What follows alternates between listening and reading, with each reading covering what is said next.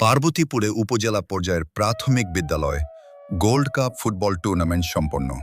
Champion উত্তর হরিপুর ও হরিপুর সরকারি প্রাথমিক বিদ্যালয় হেলাল উদ্দিন পার্বতীপুর দিনাজপুর প্রতিনিধি।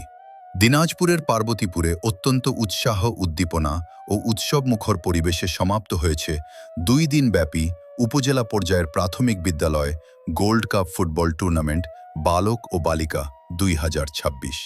উপজেলা প্রশাসন ও উপজেলা প্রাথমিক শিক্ষা অফিসের আয়োজনে মঙ্গলবার 28 এপ্রিল শুরু হওয়া এই টুর্নামেন্টের জমকালো ফাইনাল ও পুরস্কার বিতরণী অনুষ্ঠান আজ বুধবার 29 এপ্রিল বিকেলে পার্বতীপুর পৌর আধুনিক স্টেডিয়াম মাঠে অনুষ্ঠিত হয়।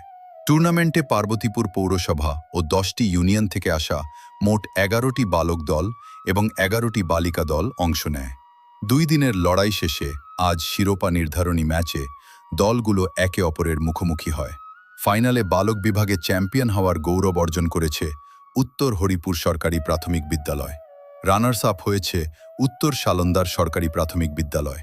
এই বিভাগে অসাধারণ নৈপুণ্য প্রদর্শন করে টুর্নামেন্টের সেরা খেলোয়াড় নির্বাচিত হয়েছে উত্তর হরিরামপুর সপ্রাবীর খুদে ফুটবলার নাহিদ 10 নম্বর জার্সি।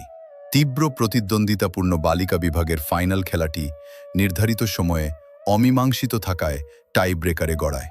টাইব্রেকারে জয়লাভ করে চ্যাম্পিয়ন শিরোপা লুফে নেয় হরিপুর সরকারি প্রাথমিক বিদ্যালয়। রানার্স আপ হওয়ার গৌরব অর্জন করে বড় দল সরকারি প্রাথমিক বিদ্যালয়।